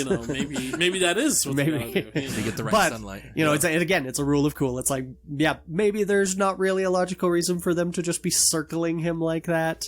But it was really cool shot. It's nice construction and setup. I liked that. So, and there's a lot of rule of cool. That can only carry me so far, but they haven't quite pushed me over the edge to where I'm just like, okay, I'm sick of it. You can't rule of cool me anymore. You got to start giving me some substance. So we'll see how that goes. That's why I'm really hoping episode 3 gives us some substance. We still haven't gotten into Giancarlo Esposito's character, which surprised me. We also have not met Gina Carino's character, we haven't or met Ming-Na her. Wen's character. Or Ming-Na Wen's, or that pink Twi'lek that we've seen in the trailer. Yeah, those two other. We got a lot. We haven't basically We've seen met about most of the half cast. the trailer. Between a third and a half of the I'd say trailers. we've seen about seen. 2/3 at this a point. little more than that. So- Yeah. It's a lot. There's not much left from the trailers to see. So, I mean, and generally, my attitude towards this one is I'm like, yeah, there's a lot of little things that bother me, but what is there is competently structured and done. Like, it's slower pacing. It's got a lot of meandering, a lot of stuff that just doesn't need to be there as far as we can see so far. Like, and the whole learning to ride a blurg scene was just like, oh, okay, we're gonna do he conveniently just learns to ride it by holding out his hand and breathing carefully, and it's like, okay, whatever. We've seen that so many times, and it's never realistic. It's like, that's not how anyone really does. Nobody just masters something just now because it's like, wait, just focus, and you got it. This won't be a problem at all. We're not gonna see you struggling with that thing later. It's just, you're fine. And then apparently Nick Nolte's character took it back with him because he doesn't ride it away. And so apparently he didn't need it to get there because he got back without it. So apparently Nick Nolte's character is just full of balls. Well, and you know what? What can one of those do that you couldn't do on your own feet? Yeah, I know. You know. Well, I mean, mainly speed. Jumping some of those cracks. I was like, maybe that's fair what enough. you need that That's for. true. He doesn't have the jetpack yet, and boy, I'm sure he wishes he did. Yeah. yeah. Would have made that whole sandcrawler attack a lot easier. Yeah, no kidding. But but it is competently structured. It's like comparing this to Rogue One. I'm like, Rogue One had a lot more packed in, way too much packed in. Like, that movie could not handle 5 character arcs. Like, and looking at its writing, I know that it could not have handled 1 character arc. Frankly, they couldn't have, at least. But like, the difference for me is it's like, yeah, okay, so you gave me, I go to a restaurant, I get this beautiful chicken pot pie. It's just gorgeous, and that's Rogue One. But then you cut into it, and it's like, wow, the carrots are all brown. Like the peas, turkey on Christmas Vacation. Yeah. The peas are all mush. There's lumps in the gravy. The chicken is not fully cooked. The bottom of the pie is uncooked, and it's just like, oh, this is not, this isn't any good. Like, it looked pretty, but that's about it. And Mandalorian is like, instead you cut into the beautiful pie, and it's only a third full, but there's none of the vegetables. There's nothing but chicken and gravy, but it's good chicken and gravy, and the crust is good. So it's like, yeah, maybe it's less full than I would like. It's really sparse. There may be problems down the road, but at least it's edible. Mm-hmm. Whereas Rogue One is just a mess, and that's why a lot of the things that I've been complaining about this happen in Rogue One, and they do bother me in Rogue One. It does bother me that the action scenes in Rogue One are just slapdash together, and that there's a lot of moves that just don't make sense because it's just yet another problem on top of problems. So, Ross, what did you like? No. Oh, we talked about anything the left? animation, the baddiness of the Mandalorian. I mean, for all that we've said, I actually really did enjoy those episodes. I really enjoyed the second viewing. I was I'm surprised not at how enjoying much them. further the second episode endeared me to this without giving me anything at all. I'm right there with you, Chris. Yeah. Yeah, I mean, I hate to say just the cliche of I just love the atmosphere because we've already talked about Well, it. yeah, Like, it is awesome. great atmosphere, and atmosphere can do a lot for you. It's not a substitute for story in the long run. I'll be disappointed if we get to the end and go like, well, that really should have been like 3 episodes of stuff. Yeah. And you just padded it out. But I don't think that's necessarily where we're going right now. Yeah. We'll see. But So what questions? I like the calamari flan. Yeah. That was Or as Oh. Steven calls Oh. them, the calamari jelly rolls. Yeah. That was one thing I did want to point out is apparently the Mandalorian here really has a generous heart of gold for those other Mandalorian foundlings. Because not only does he donate the... it sounded like they kind of have a tradition of whatever is left over with the Beskar goes to Yeah. the foundlings. Which, by the way, there was not enough Beskar in that ingot to make... Yeah, no, I know. no, make not that at all. pauldron. Not even close. But then also, I'm pretty sure he hands just as much of that calamari flan to the matron or whoever she was that he got from Cara Weathers' character. I'm pretty sure it was I the think he same just number handed of... it all over. Yeah. So, I mean, that's pretty generous because he's got to pay for his own stuff. I was going to say That's this why too. I thought he was hunting for food later. Yeah. I was really happy to see them put this in that, Imperial credits, here's 5,000, whatever, it's not enough. Oh, haven't you heard, it still spends. All of that conversation about the Imperial credits, I was like, way to world build, guys, and treat this as Yeah. it would really happen. That was That pretty the smooth Empire world has building, fallen. Their credits are rapidly devaluing. Yeah. I was like, good on you guys for addressing that and including that. That makes this feel more real to me. Yeah. Yeah. So I was interested with the whole Werner Herzog scene. So the stormtroopers. So we listened to the other podcast, Radio Ronin, and they mentioned this after that first episode. They thought that the armor didn't really fit, but looking at it again, I'm pretty sure the armor was fine. It was just old. Yeah. But the blasters, were they Imperial issue blasters? I know the one has a shorter blaster with a scope. Because it's not the regular E11 blaster rifle. Yeah. But I'm pretty sure I have seen that in Battlefront.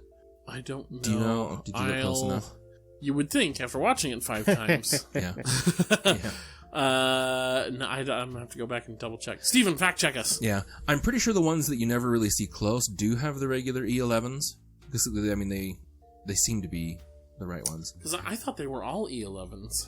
At least the one that you see the most Maybe somebody is not. slapped a scope on an E11. No, it's a different shape. It's more pistol looking than what the E11s are. They definitely wasn't a rifle. More like an SMG type gun. But also I was interested in Wayne Werner's character because is he some sort of Imperial Baron? Because he has this Imperial he's got a sigil on him. Yeah. And also someone had posted on the internet on Reddit, I think, that the little science guy that comes out. Yeah. First off, that he has that clone patch on his side. he has a patch that's a Camino symbol on his shoulder. But also his uniform is reminiscent of those that you saw in Rogue One of the scientists. So he's apparently some old Imperial science guy. Yeah. So that's kind of also what I'm wondering with this. I'm assuming that there are going to be competing Imperial factions between Werner Herzog and Giancarlo Esposito when he shows up. But I'm wondering if the reason why they want little baby Yoda though is to do some cloning. Yeah, could be force sensitive cloning. I wonder if that's when we will see Giancarlo Esposito, Moff Gideon. Is Mando is back in town with Baby Yoda, and he's got his right now. His that's my interception, assumption, trying to intercept him with his death troopers and hand the baby over to us, kind of a thing. Yeah. Oh, I did like when he goes into that room or into that facility. 2 more callbacks. First is the Gonk droid in that hallway. Yes, you can hear him. Gonk, gonk. The eyeball thing to check him out. I was so disappointed though that it didn't chuckle on its way back in. Yeah. Well, to be fair, he's a lot less laughable a character than 3PO. That is true. Very true. So. Yep. Ooh. Well. Oh, yeah. Also, no way that little toothpick of a knife injured that. Oh, yeah, for sure. No. Yeah. Not that fast, at least. Yeah. That was insta death like that. It's like, come on, I've cut myself worse than that shaving. Chris shaves with a Bowie knife, everyone. Absolutely. Which is why I don't shave very often. Yep. It scares me every time. Yeah. Well, I don't think I have anything more to say. No. I'm happy optimistic. I'm looking forward to the rest of it. it has left me sitting here like I've been saying for a while that part of my problem with Rogue One in general is just that there's a whole lot of people that value style over substance, and I'm kind of like looking at Mandalorian and going, yep, that's what's happening. You got all these people that are like, this is my favorite thing that has ever been made, and it's like, you realize there's nothing here, right? Nothing. Yeah. Like this is not even a mannequin with clothes on it. This is some clothes on a frame that was never completely built into a mannequin. Like, and they're great clothes, but anyway. It's been funny to me. It has been fun. Yeah. Well, I think we'll call it a day. Be sure to follow us on Twitter @MoreCivilized, and join the Facebook group @More Civilized Podcast. Join. Oh, okay. Be sure to go enter our giveaway for the tickets / if you can't come to watch the show with us, the Mandalorian poster that we have. And go shop at Dragon's Keep because they're awesome. So this week's favorite / most appreciated listener goes to the Roku Depot. ROQOO is how he spells his name. Yeah. But he did a little write-up of several good podcasts that people should be listening to and wrote this little article, and we were mentioned on there, and that was really awesome. Mentioned as his 4th out of 5, which I felt was appropriate. Yeah. Was like, that's adequate. We're not at the which bottom. episode was that too that he mentioned? It was the Deaths episode. Deaths episode. Yeah. Yep. Yeah, that's fair. Yeah, he rated the episode as good. He rated somehow inexplicably the audio quality as good. Yeah. Way to go, Ross. But you know what? I've been listening to a lot more podcasts recently because I can't stand the person I sit next to at work. It's actually surprising. We do fairly well. I've been surprised at the stuff that gets through on podcasts. Well, that's good, since we're going to be doing a whole presentation on podcasting and sound stuff. Yep, it's true. In a couple So months. here's what he said. I'll just go ahead and read his review. Yeah. So this week's top 5, blah, blah, blah, blah, blah. More Civilized Podcast number 4. A More Civilized Podcast, episode 67, which was our Just So Much Death. They go over the news, then they discuss all the deaths in Star Wars. They start off by approaching each film and looking at the stats of all the people who dies and which factions, so there's a lot of numbers, but it's pretty interesting. To be honest, it would be good info for an article.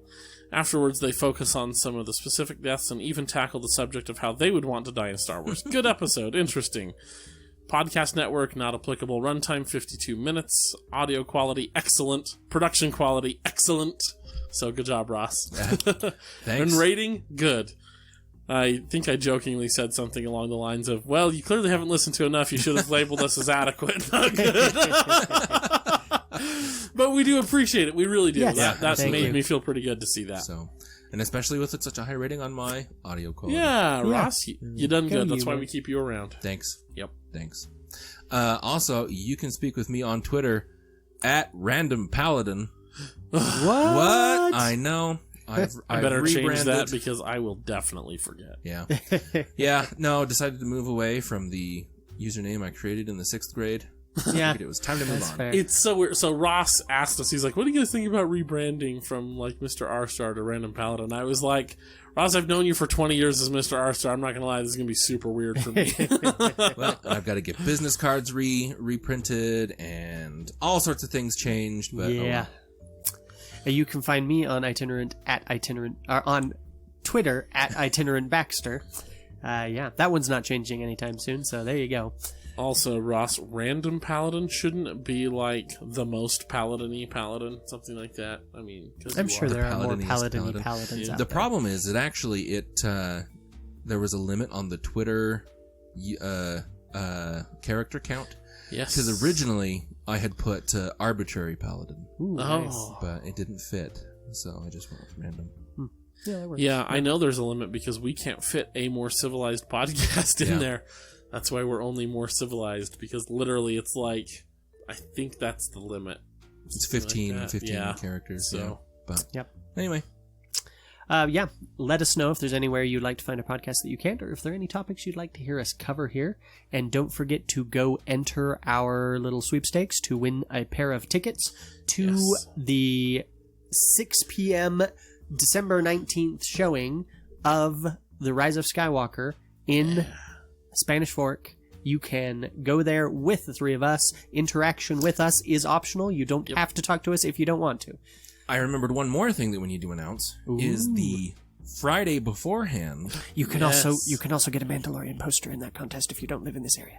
Yes, with that we will ship to you.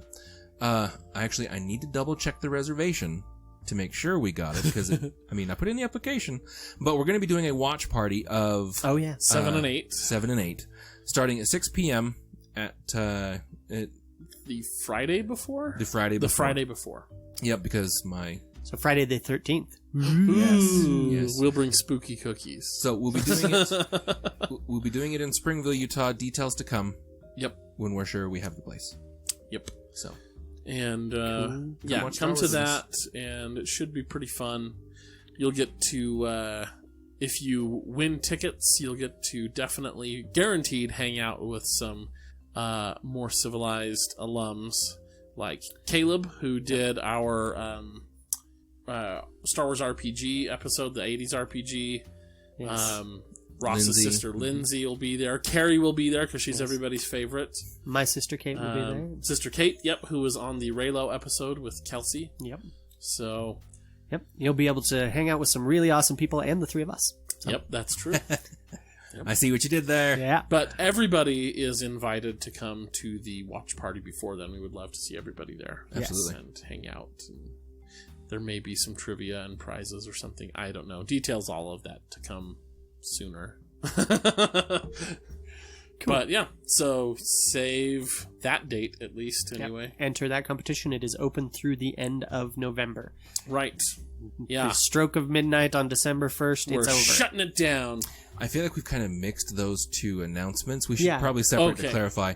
The contest is for watching Rise of Skywalker with us in the theater. Yep. Yes. The watch party of 7 and 8 is just us hanging together, out. hanging Force out. Awakens, Last Jedi. So it's not a contest. It's just come, show up, and have fun. Yep. The other one's the contest. Yes. So. Yep, there you go. All right. Until next time, may the Force be with you. Always. I'm Anna Graves, and thank you for listening to a more civilized podcast. I remember, talking to my mom about this. I'm like, Ross still calls his mom mother. That's fantastic. And my mom was like, yeah, he's just such a good kid, You should be more respectful like that. Good story. Yeah. Should we get started? Yeah. Cool story, bro. Hey there, Star Wars fans.